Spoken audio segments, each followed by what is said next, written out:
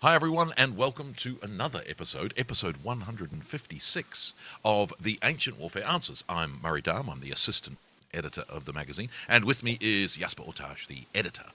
Today we've got a question from one of our patrons, Ken, and of course you could be a patron if you go to the website, which is Patreon. Yes, patreon.com/Ancient Warfare Podcast. You can subscribe to the podcast and also get a copy of the magazine if you are interested. And, of course, ask us a question, but you can do that anyway.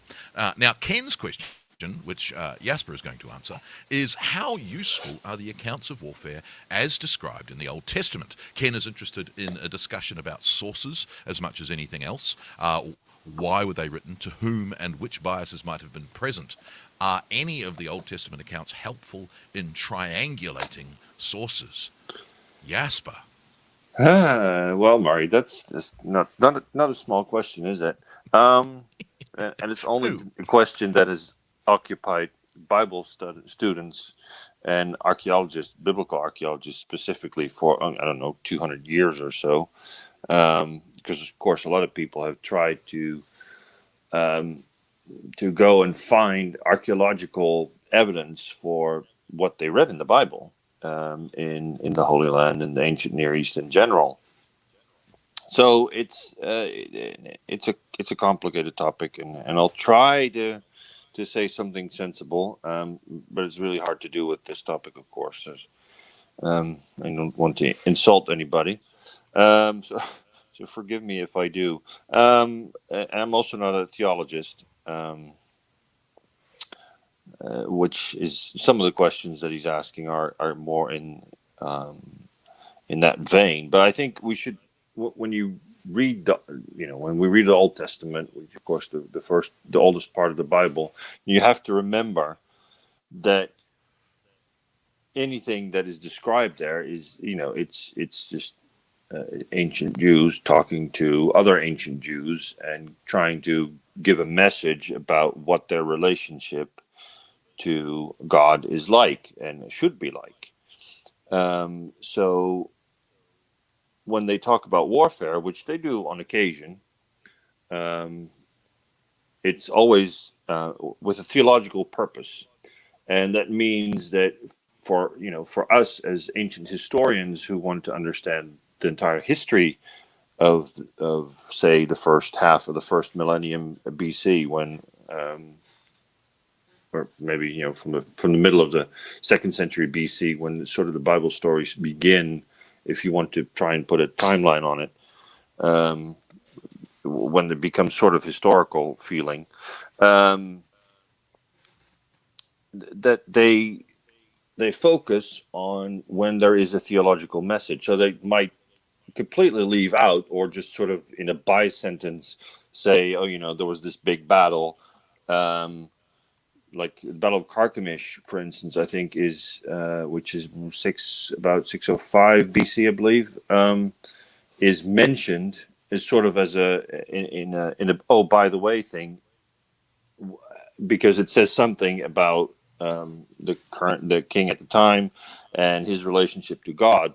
While for us as historians, we know that in the wider world, the context, it was a very influential battle. So it really is, everything is seen through that lens. When warfare is discussed, it illustrates faith or lack thereof.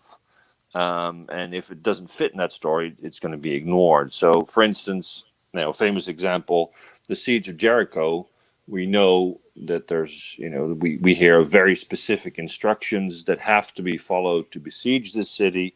And because the Jews do so, their siege is successful. So, it's that kind of reasoning. There might, God promises a large kingdom to David, and then David subsequently, because he's faithful, the prophecy is fulfilled.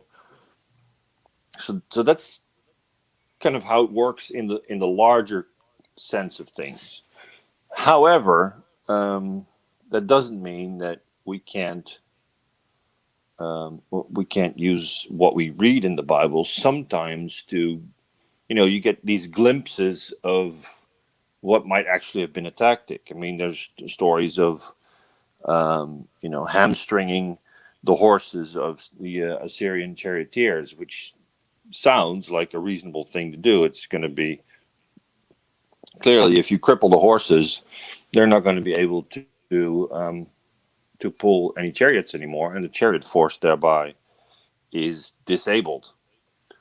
And clearly famous stories of, say, David as a slinger against Goliath that indicates and is indicated at other times that the sling was an important kind of weapon and kind of ranged warfare for the ancient Jews. And we see that in the Assyrian reliefs of the siege of Lachish.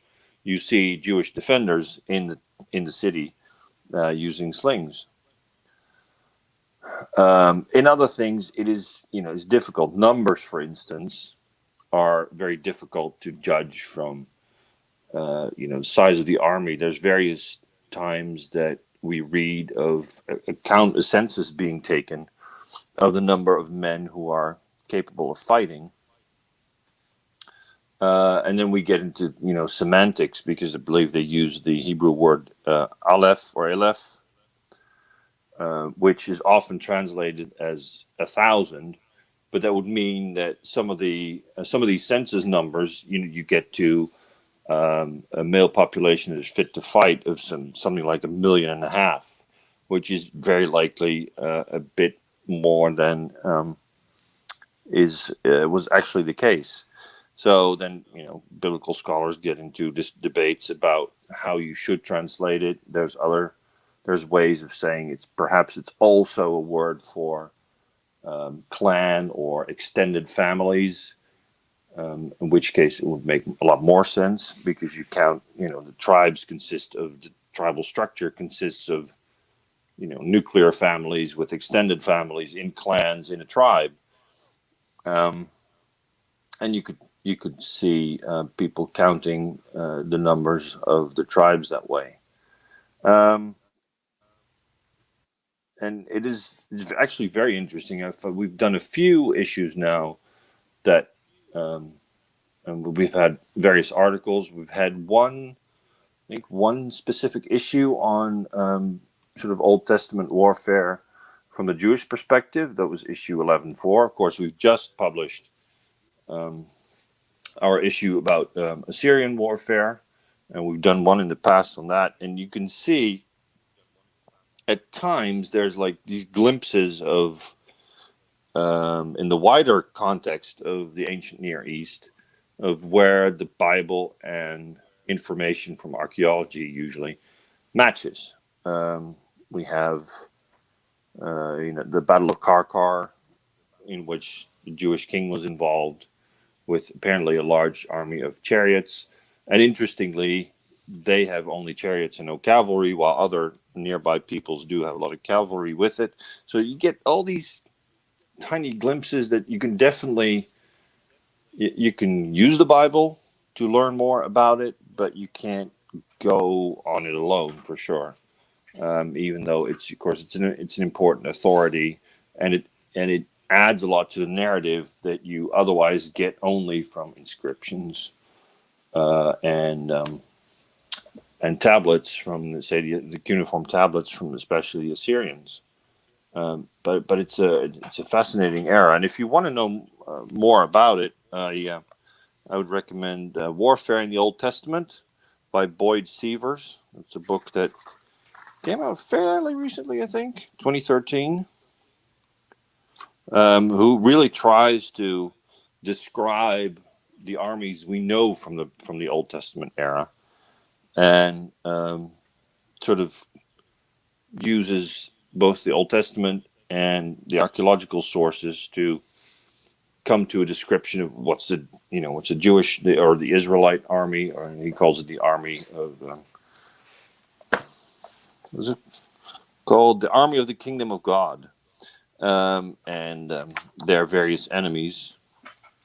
So as the Philistines, Egypt, Assyria, Babylon, Persia, and the pharaohs. Well, the Egypt, of course. And it goes through them all and tries to describe what the armies were like, how they were, what they consisted of, how they were armed, and how they fought, using the information both from inside and from outside the Old Testament.